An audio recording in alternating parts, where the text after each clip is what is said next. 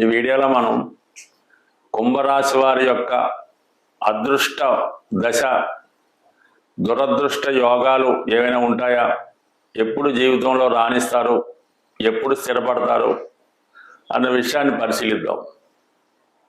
కుంభరాశి సహజ రాశి చక్రంలో 11వ రాశి, అంటే దశమం ఏకాదశం రెండు కూడా ఈ వృత్తి ద్వారా వచ్చే ఆదాయం ఈ రెండు శని ఆధిపత్యంలో ఉండడం వల్ల మరి కుంభరాశి ఈ సమస్త మానవాళికి లాభాన్ని అదృష్టాన్ని ఇచ్చే రాశి. అంటే ఎవరికి ఏది ఇవ్వాలో అన్నది ఈ రాశి నిర్ణయించడం జరుగుతూ ఉంటుంది.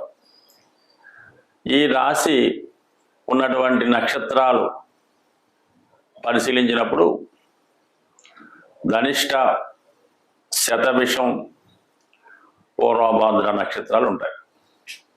అంతర్లీనంగా ఏ దశ జరిగినా శని యొక్క ఛాయ ఆ భావం మీద, ఆ దశ మీద పడడం జరుగుతూ ఉంటుంది. అంటే వీళ్ళు ఈ 3 నక్షత్రాల్లో ధనిష్ట నక్షత్రం మీద జన్మించారు. కుజ మహాదశ వీళ్ళ జీవితం ప్రారంభమవుతుంది. అంటే కుజుడు ఆటపాటలకి, అలాగే యుద్ధాలకి, ధైర్యానికి, కాన్ఫిడెన్స్కి కారణం అవుతూ ఉంటాడు. అయితే ఇది కుంభరాశిలో ఉండడం వల్ల, శని యొక్క ఛాయ కూడా పడడం వల్ల ఎంత ధైర్యం ఉన్నా, ఎంత టాలెంట్ ఉన్నా దాన్ని ప్రదర్శించలేకపోతూ ఉంటాడు. మరి బాల్యం కుజ మహాదశలో స్టార్ట్ అవుతుంది.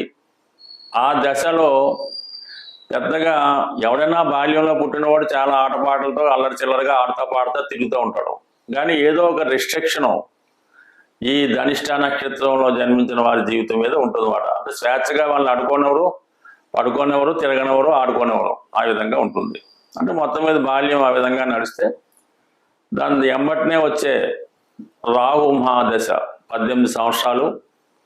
మరి జాతకుడి యొక్క క్రమశిక్షణ సరిగ్గా లేకపోతే చాలా వరకు విద్యా భంగాలు, చిన్న వయసులోనే అంటే 23, 22 సంవత్సరాల లోపలనే ప్రేమ వ్యవహారాలు, ఏదో ఒక బలహీనతకి లోనవడం వల్ల ఎరెక్ట్ అవ్వడం, దాని నుంచి బయట రావడానికి ఇబ్బంది పడటం, ఈ విధంగా వీళ్ళ యొక్క చదువు కూడా కంప్లీట్ అవ్వడం లేట్ అవుతూ ఉంటుంది. ఇతరుల కోసం త్యాగం చేస్తూ ఉంటారు.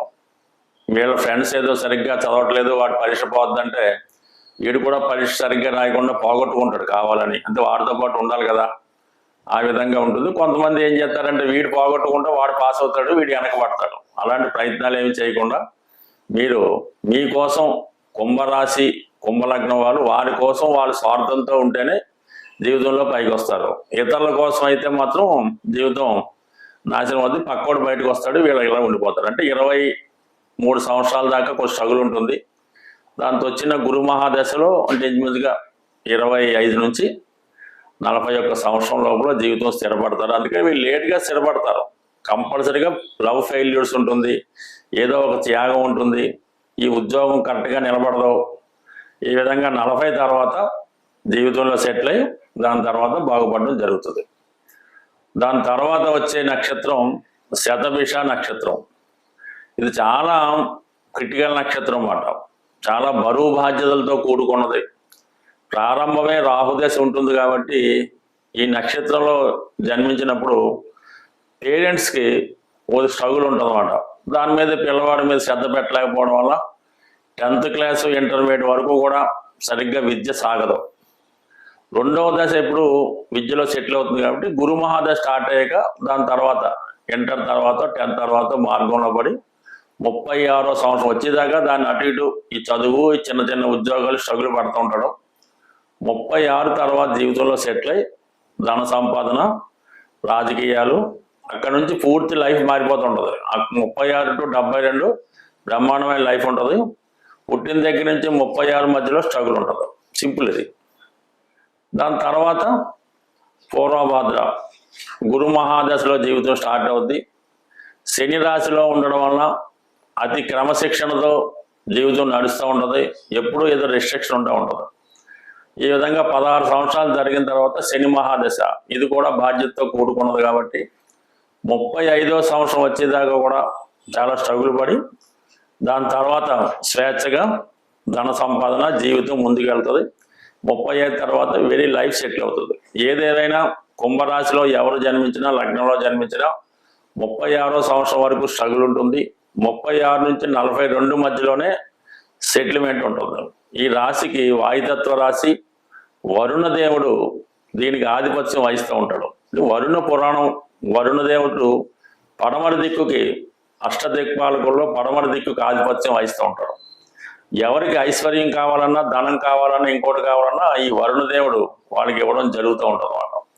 అందుకని ఈ వరుణ దేవుణ్ణి ఆరాధించవలసి ఉంటుంది.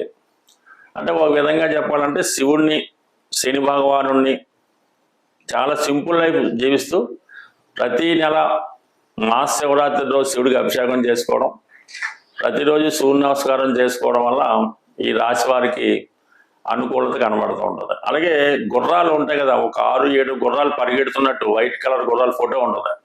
ఆ ఫోటో విద్యార్థులైతే, వ్యాపారులు ఎవరైనా వాళ్ళ రూమ్లో కానీ, వాళ్ళ వ్యాపార సంస్థలో కానీ ఈ 7 గుర్రాల ఫోటో పెట్టుకోవడం వల్ల వారి జీవితంలో చాలా వరకు సక్సెస్ రావడం జరుగుతూ ఉంటుంది.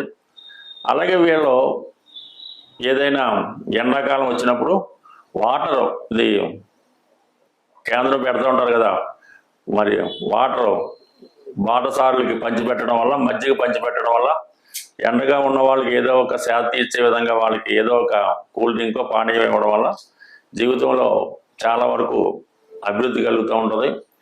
సో అలాగే వీళ్ళు ఎప్పుడూ కూడా విష్ణు సహస్రనామం పారాయణ చేస్తూ ఉండాలి. దానివల్ల కూడా జీవితం చాలా ప్రశాంతంగా ఉంటుంది. ఈ రాశి వారికి ఎక్కువగా మరి చేపలకి, అంటే చెరువులో ఉన్నటువంటి చేపలకి ఏం చేయాలంటే ఈ బిస్కెట్లో, పేలాలో ఏదో ఒకటి ఆహారంగా వేయడం వల్ల కూడా ఈ కుంభరాశి వారి యొక్క అదృష్టం కలిసి వస్తుంది. స్వస్తి. సాధారణంగా జాతకుడి యొక్క జన్మ నక్షత్రాన్ని బట్టి దశలు, అంతర్దశలు, విదశలు నడుస్తుంటాయి. కొంతమందికి గురు మహాదశ, శుక్ర మహాదశ బాగా యోగిస్తాయని ఆశపడుతూ ఆ దశలు జరుగుతున్నప్పుడు కూడా కొంతమందికి పెద్దగా వాళ్ళకి సక్సెస్ రాకపోవడం, నష్టాలు పాలవడం జరుగుతూ ఉంటుంది. దానికి గోచారం అంటే ఏలినాటి శని, అష్టమ శని, అర్ధాష్టమ శని జరుగుతున్నప్పుడు జాతకుడికి ఎంత గొప్ప దశ జరిగినా అవి ఫలితాన్ని ఇవ్వడం జరగదు. ఆ కారణం వల్ల అది కూడా మనం అబ్జర్వ్ చేసుకోవాలి. చాలామంది కొద్దిగా కన్ఫ్యూజ్ ఉంటుంది. కొంతమందికి శని మహాదశ నడుస్తుంటుంది. 19 సంవత్సరాలు శని మహాదశ నడుస్తూ ఉంటుంది. ఈ 19 సంవత్సరాలు శని మహాదశ నడుస్తుండగా ఈ మధ్యలో ఏలినాటి శని స్టార్ట్ అవుతుంది. ఈ ఏలినాటి శని 7.5 years ఇది రెండు కలిసి నట్టడం వల్ల కామన్గా జాతకుడు చాలా ఎక్కువ స్ట్రగుల్ పడుతూ ఉంటాడు అన్నమాట. అయితే 7.5 years అయిపోగానే ఏలినాటి శని అయిపోయింది అనుకుంటాడు. నాకు శని అయిపోయింది కదా అంటాడు. కానీ ఈ జన్మత నక్షత్ర రీత్యా వచ్చే మహాదశ ఇంకా నడుస్తూ ఉంటుంది. అందువలన సాధారణంగా దశలు బాగున్నప్పుడు కూడా గోచార రీత్యా వచ్చే ఫలితాలు, రాహు ఇబ్బంది పెడతాడు, కొన్ని సందర్భాల్లో గురువు కూడా ఇబ్బంది పెడుతుంటాడు. కాబట్టి దశలతో పాటు గోచారాన్ని కూడా అబ్జర్వ్ చేసుకొని గోచారం బాగులేనప్పుడు కంపల్సరిగా పరిహారం చేసుకోవాల్సి ఉంటుంది. చాలా వరకు నవగ్రహాలకి పరిహారం అన్నది నవగ్రహ ఆరాధన, శనికి తైలాభిషేకం ఇది కామన్. కానీ అన్నిటికీ ఒకే మంత్రం అనుకోకుండా శివునికి అభిషేకం అన్నది ప్రతి నెల మహాశివరాత్రి రోజు కానీ వీలైతే ప్రతిరోజు, ప్రతి శనివారం, ప్రతి సోమవారం శివుడికి అభిషేకం చేసుకోవడం, ప్రతిరోజు కంపల్సరిగా సూర్య భగవానుడికి అభిషేకం చేసుకోవడం కానీ, అర్చన చేసుకోవడం కానీ, సూర్య నమస్కారం కానీ ఏదైనా అటు సూర్య భగవానుడిని, అంటే సూర్య భగవానుడు అంటే సాక్షాత్తు నారాయణమూర్తి, విష్ణుమూర్తి అనుకుందాం, ఇటు శివుడు, ఈ విధంగా విధి విధానంగా ప్రతిసారి పూజ చేసుకుంటూ ఎక్కువగా మామూలుగా పౌర్ణమి, ఏకాదశి తిథుల్లో ఉపవాసం ఉండడం, అలాగే సూర్య సంక్రమణం జరుగుతూ ఉంటుంది. ఇది చాలా వరకు ఈ ఒరిస్సా ఉత్తరాది ప్రాంతాల్లో పాటిస్తూ ఉంటారు. సూర్య సంక్రమణం అంటే సూర్యుడు ఒక రాశి నుంచి మరో రాశికి మారిన రోజు ప్రతి ఒక్కరూ కూడా పుణ్యస్థానం ఆచరించి ఆ రోజు ఉపవాసం ఉండడం వల్ల అన్ని నెలల్లో ఈ 12 నెలల్లో వచ్చినటువంటి అన్ని దోషాలు అటు గోచారరీత్యా వచ్చినవి, దశల రూపంలో వచ్చినవి చాలా వరకు పరిష్కారం అవుతాయి. అందుకనే సూర్య దేవాలయాలు అటు ఒరిస్సా, కోణార్క, శ్రీకాకుళం, కొందరు ప్రాంతాల్లో ఉన్నాయి. కాబట్టి జీవితంలో సంవత్సరంకి ఒకసారైనా సూర్య దేవాలయాన్ని సందర్శించడం, అలాగే సూర్యగ్రహణం, చంద్రగ్రహణం వచ్చినప్పుడు విధి విధానంగా స్నానం ఆచరించడం, ఈ సూర్య సంక్రమణాన్ని పాటించడం వల్ల ఎంత గొప్ప రోగాన్నైనా, ఎంత పెద్ద దరిద్రాన్నైనా, ఎంత పనికిరాని వాడైనా ఖచ్చితంగా జీవితంలో వాడు సార్థకత పొంది విజయం సాధించడం జరిగే అవకాశం ఉంది. స్వస్తి.